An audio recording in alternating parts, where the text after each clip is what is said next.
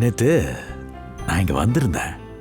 நீ ஏதோ கீழே விழுந்துட்டதாவும் உனக்கு அடிப்பட்டதாவும் சொன்னாங்களே.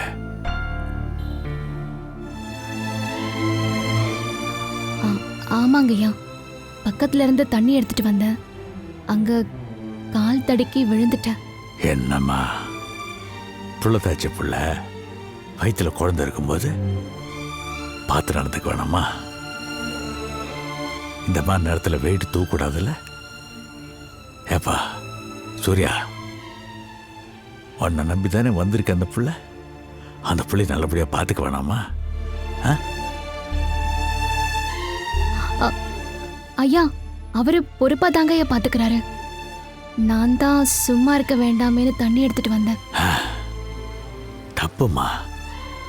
இந்த மாதிரி நேரத்தில் டாக்டர் என்ன சொல்றாங்களோ அதைத்தான் செய்யணும். ஜாக்கிரதையா இருக்கணும்.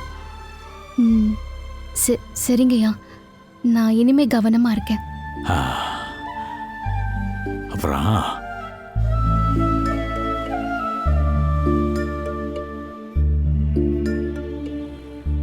இந்த ராஜராஜேஸ்வரி அம்மன் கோயிலுக்கு போய் தீர்த்தமும் பிரசாதமும் வாங்கிட்டு வந்திருக்கேன்.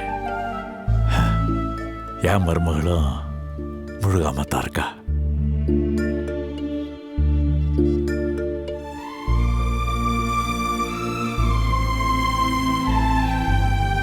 அவளுக்கு நல்லபடியாக குழந்தை பிறக்கணும்னு சாமிக்கு அபிஷேகம் பண்ணி வாங்கிட்டு வந்தது.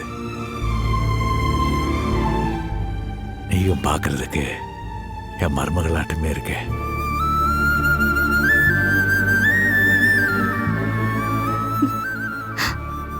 இந்தா இதை வச்சுக்க. உனக்கும் நல்லபடியா சுகப்பிரசவமாகும். வச்சு விடு.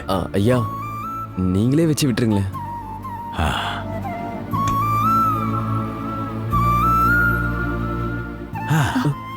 நான் தான் ஏற்கனவே சொல்லியிருக்கேன்ல, புள்ள தாச்சு புள்ள அவசரப்பட்டு குனியெல்லாம் கூடாது.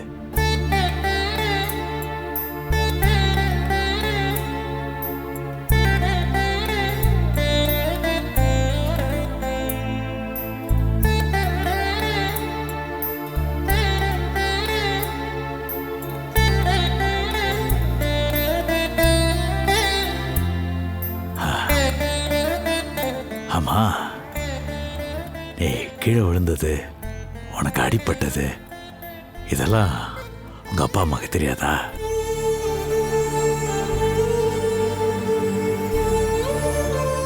இவங்க அம்மா அப்பா ஊர்ல இல்லைங்கய்யா. எங்க அம்மாவுக்கு தெரியும், ஆனா எங்க அப்பாவுக்கு தெரியாது. ஏன்பா, உங்க அப்பாவுக்கு உன் மேல அவ்வளோ கோபமா? இந்த மாதிரி நேரத்தில் கூட உங்க அப்பா மனசு சரிங்க வர மாட்டாரா? அவ்வளோ கல்லிஞ்சிக்காரா? சச்சா, அப்படிலாம் கிடையாது. என் மாமனாருக்கு மட்டும் விஷயம் தெரிஞ்சிருந்தா கண்டிப்பா அவர் ஏதாவது செஞ்சிருப்பாரு. நேரா வரலன்னா கூட எனக்காக ஒரு நிமிஷம் கண்மூடி பிரார்த்தனையாவது பண்ணிருப்பாரு. ஏன்னா அவருக்கு என்ன ரொம்ப பிடிக்கும்.